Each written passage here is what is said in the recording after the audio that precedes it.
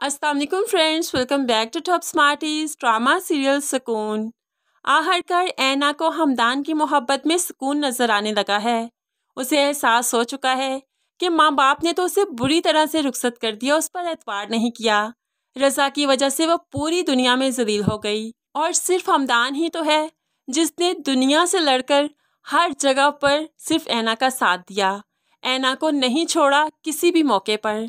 ऐना के लिए यह एहसास अब खूबसूरत होता जा रहा है। वो हमदान के बारे में सोचने लगी है। अब वो अपने कमरे से निकलकर घर में आएगी और फिर वहाँ से हमदान के दिल में जगह बनाएगी। वो हमदान का हर काम करेगी, उसे एहसास दिलवाएगी कि वो उसकी बीवी है। इस तरह से हमदान को उसकी आदत ऐसी पड़ेगी कि हमदान उसके बगैर खुद को नामुकम्मल महसूस करेगा। इसी तरह से ही इनका रिश्ता बहुत खूबसूरती से आगे बढ़ेगा।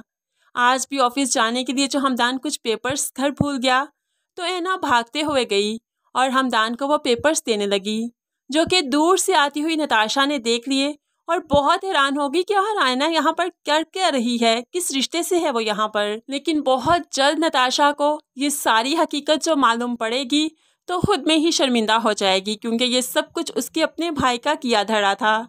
अब जो तूफान उठा था उसने थमना भी तो था, तो वो इस तरह से थमा कि नताशा की मोहब्बत को ही डुबोकर ले गया। दूसरी तरफ आयमा भी जो रुखसत होकर आ गई तो उसे काफ़ी एहसास हो रहा है कि मैं क्या करना चाहती थी ज़िंदगी में और ज़िंदगी ने मेरे साथ क्या कर दिया।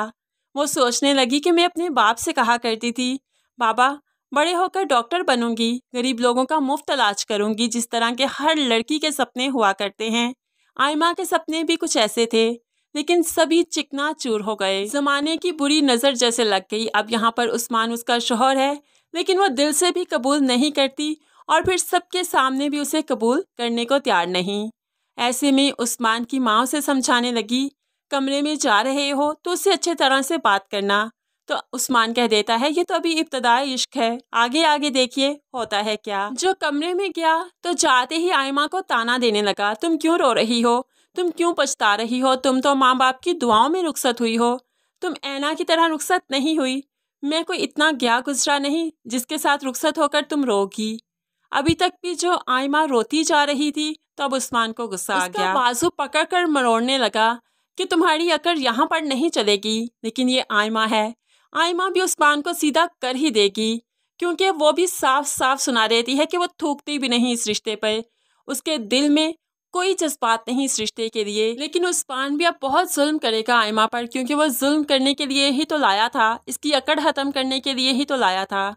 अब आयमा चुपचाप हर काम करेगी, लेकिन ये भी साथ साथ जताएगी कि वो लानत भेजती है इस रिश्ते पर, वो कभी दिल से कबूल नहीं करेगी। अब ये आयमा ही है जो कि उस्मान और पुप्पो को सीधा करेगी, क्योंकि ऐना आ जाती तो उससे ये काम नहीं होना था। फ्रेंड्स, आपको क्या लगता है, आयमा ये सब कर पाएगी या नहीं, ज़रूर कमेंट्स में बताइएगा। मज़ीद वीडियोस के लिए चैनल को सब्सक्राइब करके साथ बेल नोटिफिकेशन ज़रूर प्रेस कीजिए, ताकि आने वाली हर वीडियो आप बहुत आसानी से देख सकें। अल्लाह हाफिज़।